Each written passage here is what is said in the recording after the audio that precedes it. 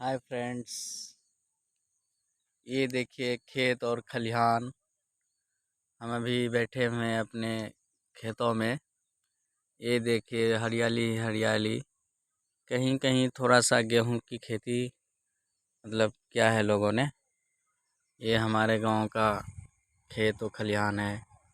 ये देखिए लोग, ये सड़क चालू हो गया है। ये सड़क डायरेक्ट अररिया से सिक्टी बॉर्डर नेपाल को जोड़ता है। ये इंडिया और नेपाल बॉर्डर को ये सड़क जोड़ता है। ये सड़क लंबी सड़क है। लगभग इनका दायरा अररिया से सिकटी तक। अगर ये रोडवे से आप जाते हैं तो ये लगभग आपको लगभग मिनिमम आपको 60 से 70 किलोमीटर के एवरेज में आप लगभग नेपाल बॉर्डर तक आप पहुंच जाइएगा इस रोड से। 60-70 किलोमीटर नहीं होगा, मिनिमम मेरे ख्याल से 50 किलोमीटर ही होगा एवरेज। बाकी ये ऊपर नीचे कुछ भी हो सकता है। और दोस्तों ये देखिए कितना हरियाली हरियाली, एकदम पूरा खेत खलिहान है। और बहुत ही ज़बरदस्त तरीके से खेती लगा हुआ मक्का का। और बहुत ही बढ़िया मतलब फसल है अभी। और गेहूं का फसल बिल्कुल अभी तैयार है कटने के लिए। कुछ दिनों में 2-4-5 दिन में गेहूं सब कटने लगेंगे। लोग, किसान लोग जो हैं कि वो अपने काट काट कर अपने घर लेके जाएंगे। और वहाँ पे इसे तैयार करके फिर लोग इसको बेचेंगे। इससे फिर अपना ज़रूरियात जो होता है, घर का ज़रूरियात है और बहुत सारी काम है, तो लोग उसको पूरा करेंगे। और फिर उसके बाद कुछ दिनों बाद ये मक्के की खेती है, मकई का। फिर लोग अच्छा खासा मात्रा में यहाँ पे मतलब लोग किए हुए हैं मकई की खेती, जो अभी हमारे गांव के और सीमांचल, खासकर सीमांचल एरिया का ये लगभग हमको लगता है जहाँ तक कि ये मुख्य खेती हो गया है मकई की खेती। मकई और धान, दो चीज़ की खेती सीमांचल एरिया में बहुत ही लोग ज़ोरों शोर से और उमंग से करते हैं। और लोग काफ़ी मेहनत भी करते हैं, ऐसा नहीं है कि खाली लगा के छोड़ देते हैं। उसके पीछे बहुत सारे मेहनत भी करते हैं लोग। और मकई की खेती में मेहनत भी बहुत है। पहले जब धान का फसल कट के तैयार हो जाता है, खेत खाली हो जाता है, तो लोग फिर इस थोड़े दिन के लिए छोड़ देते हैं, 15-20 दिन के लिए खेत को।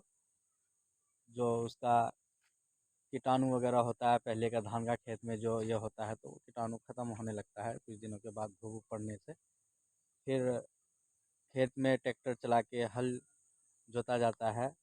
फिर उसी तरीके से 2-4 बार ट्रैक्टर उसमें चलाया जाता है, खेत को तैयार किया जाता है। फिर तैयार करने के बाद फिर उसमें जैसे यूरिया हुआ, डीएपी, पोटास, कैल्शियम और भी मतलब ये है, जैसे कीटाणु मारने की दवाइयाँ हैं, वो सारी चीज़ें मिला के खेत में दिया जाता है। फिर उसके बाद मकई को जो है कि लगाया जाता है, मकई को रोपा जाता है। जैसे बोलचाल की खेती में हम लोग का कि मकई हम लोग जैसे रोपते हैं, लगाते हैं, बोते हैं, तो फिर मकई को बोया जाता है। फिर उसका छोटा छोटा पौधा आता है। फिर वो पौधा बड़े होने लगता है, थोड़े बड़े होते हैं, तो फिर उसमें और लोग कोदाली से उसमें बीच बीच में आल बांधते हैं। आल बांधने के बाद उसमें फिर खाद वगैरह देते हैं उसमें, जैसे यूरिया वगैरह ये सब, और पोटासियम, कैल्शियम देने के बाद फिर उसमें कुछ दिनों के बाद, 2-4 दिन के बाद उसको छोड़ देते हैं और उसमें फिर पानी लगाते हैं। फिर पानी लगाने के बाद मतलब उसको छोड़ देते हैं, तो फिर पौधे में जो है कि जान आ जाती है और पौधा बड़ा होने लगता है, पौधा में ग्रोथ होने लगता है, पौधा ग्रोथिंग करने लगता है। और फिर कुछ दिनों के बाद उसमें लगभग दूसरा स्टेप जो होता है, दूसरा नहीं बल्कि कि तीसरा स्टेप जो होता है, लगभग 20-25 दिन के बाद उसमें फिर से मतलब पानी छोड़ा जाता है। फिर उसमें पानी छोड़ने के बाद फिर से पौधा हरा भरा हो जाता है। फिर उसमें लोग कुछ अपने तरफ से, जैसे अगर पौधे में कीड़ा वगैरह कीटाणु लग जाते हैं तो उसमें कीटाणु नाशक दवाइयाँ आती हैं, वो दवाइयाँ उसमें छिड़काव करते हैं स्प्रे करके, या फिर ऐसे कुछ करके देते हैं। तो इस तरह से मकई की खेती तैयार किया जाता है। फिर मकई का पौधा जो है कि फिर बड़ा होने लगता है। फिर बड़ा होने के बाद उसमें जो है कि मकई की जो कोढ़ा होता है वो देने लगता है। तो इस तरह से मकई के जो पेड़ हैं वो फिर बड़े हो जाते हैं। लगभग उसकी हाइट मिनिमम 6 से 7, 8, 9 फीट, 10 फीट तक ही जाता है उनका हाइट पौधे का, मकई का पौधे का। इस तरह से फिर मकई का पौधा तैयार हो जाता है। तो फिर अभी यहीं तक भाइयों। अभी अब हम लोग रमज़ान से हैं। फिर कभी आना हुआ तो फिर आपको विस्तार से बताएंगे कि खेती कैसे किया जाता है मकई की। और